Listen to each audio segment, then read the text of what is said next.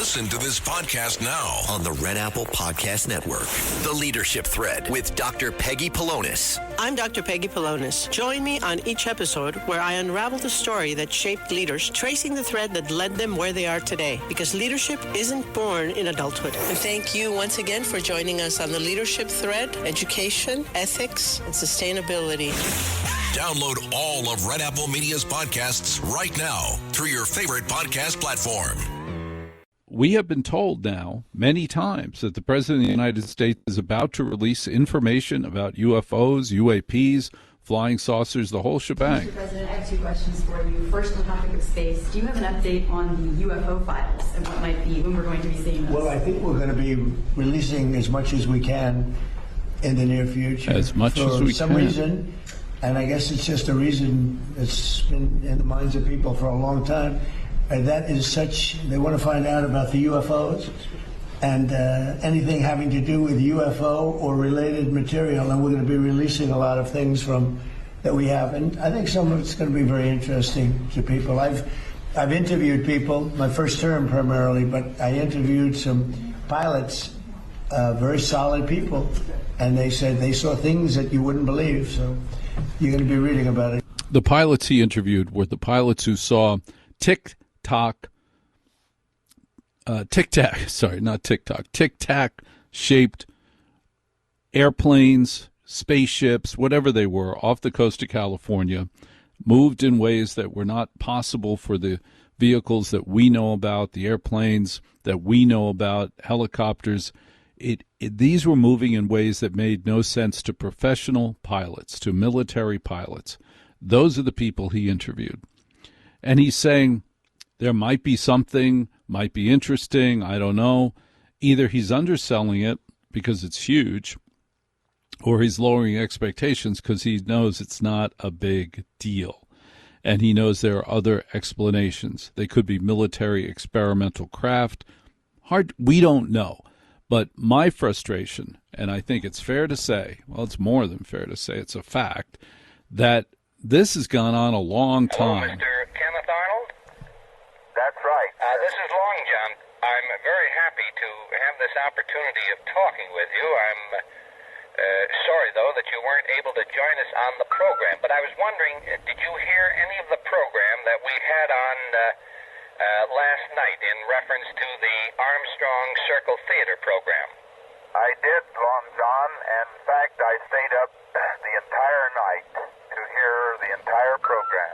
Now, Long John Nebel was an all-night talk show host in New York, worked at a number of stations, and he was the first one to bring to America reports about UFOs and alien abductions. Benny and Barney Hill. He had Benny and Barney Hill on in the 50s and the 60s, a married couple who claimed to have been abducted. They were the first ones to claim to be abducted. He had Benny and Barney Hill on during every rating period.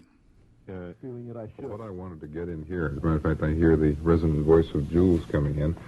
A little squeak, you meant, Charles. Sorry, the squeaky voice of Jules is that this is an introduction to you, by the way, Jules. Thank you very much. Major, as you, I don't know whether you would call CSI, well, I'm sure you wouldn't call it a rival organization, let's say a fellow organization. An organization of people who track UFOs versus NICAP, another organization that tracks UFOs. As a body, or that a large number of its individual members believe in what we have, I think, incorrectly called little green men and been corrected to little men. That's right, not little green. And here, sitting on my right, is the president. A little man?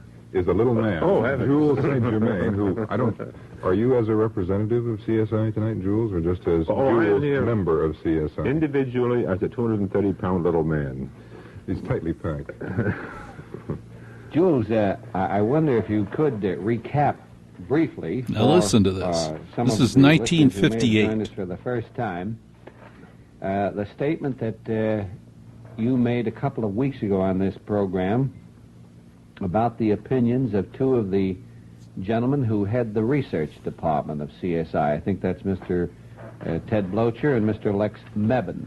I think you told us something about not little green men, but about little men.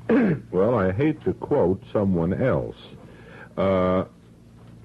I think there has been a differentiation by CSI in the contact claims, putting one in the class of the fair-haired or long-haired Venusians, or Martians with the Venusians, and the religious and occult significance, and the stories of the generally non-communicative little men who are more of the humanoid variety.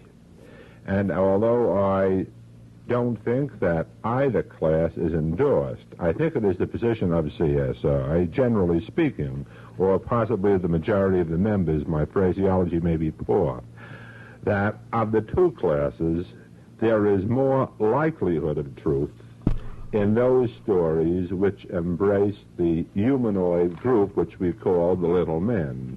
Now, I hope I'm quoting the general position correct.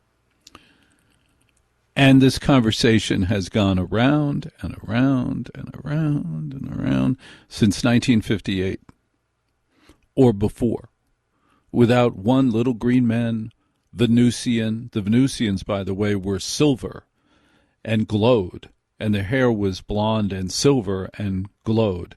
And what's fascinating and fun is you're listening to people and you're like, they sound like college professors. These people sound so serious. They sound like PhD candidates. If that is my personal opinion in any event. Charles, any further question or comment? No. The one line of thought here which has occurred to me, and I can certainly direct this at either CSI or NICAP or just about anybody else in the flying saucer field, is that there are a lot of statements quoted about scientists' speculation on the fact that other worlds are inhabited, and statistically it seems to be a fair chance that a good many of other worlds throughout the universe are inhabited. And CSI and NICAP and the various flying saucer people say that there are such things as flying saucers, that very possibly they come from some unspecified or perhaps more than one unspecified other world far away in the universe.